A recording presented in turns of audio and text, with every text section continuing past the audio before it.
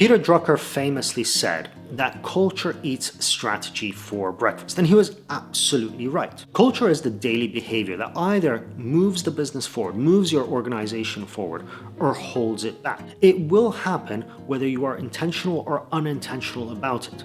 But it is only when you build your culture intentionally that you are able to create the culture that will propel your business forward. This is also why the best performing businesses, the best performing organizations around the world are the ones that have the strongest cultures. Unfortunately, most leaders never take the time, never stop themselves to think about what is the culture that they currently have within the organization and what is the culture that they would like to have within the organization. As a result of this, culture tends to drift, and a drifting culture is unintentional. And if you are building a culture unintentionally, that means you are missing out on the opportunity of shaping that culture, that organization, in a way that will build the organization that you aspire to have. But let's take a step back and let's actually look at how we can define culture within our organization. The truth is that most teams talk about culture in very vague terms. Team player, ownership, taking on responsibilities. But what does that actually mean within the context of your organization? You need to define culture within your organization with your own words, your own definitions.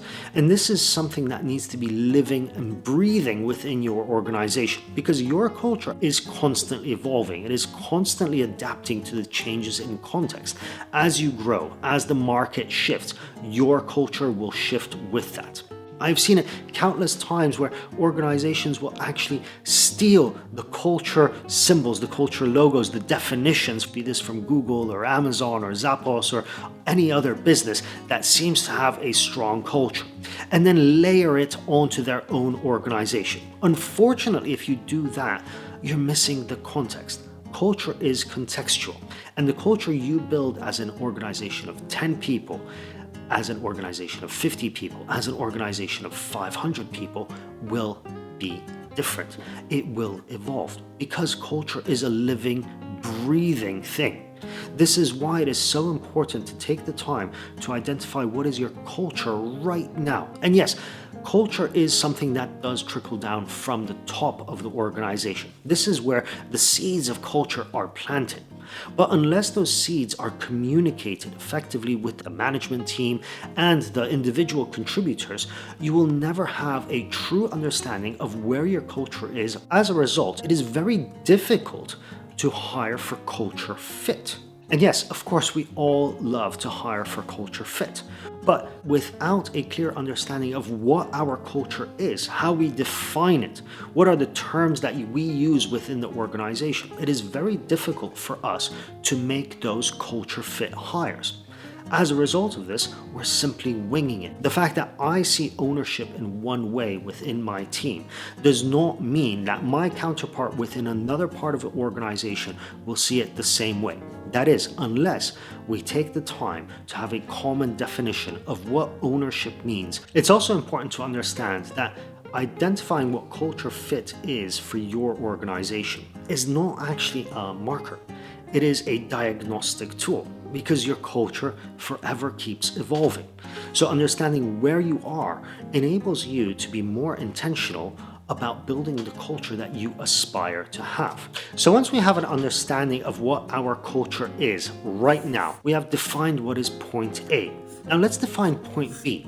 Point B is the culture that we aspire to have. This is where we want our culture to go. Once we have defined point B, the question becomes, how do we get from point A to point B? And this is the bridge that we need to build. How do we build that bridge? Well, that bridge is called culture add.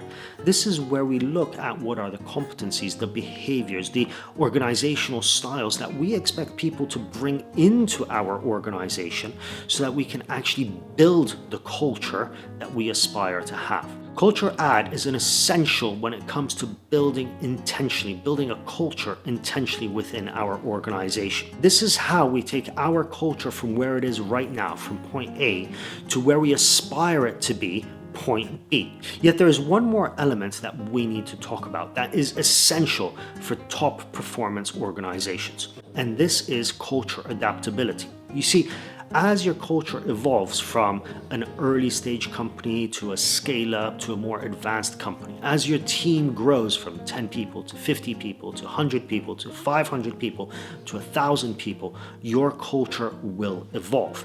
And the people that will perform best are those that are able to adapt to that evolution of your culture, that will be able to fit into the organization as it is right now, build the organization that you aspire to have in the future, and be with you along the way for the entirety of the journey. In fact, research has shown us consistently that the best predictor of long-term performance within an organization of any person is their culture adaptability. So, in summary, what have we covered in this video? First of all, we've covered what is culture, your current culture, and how we use that to define culture fit.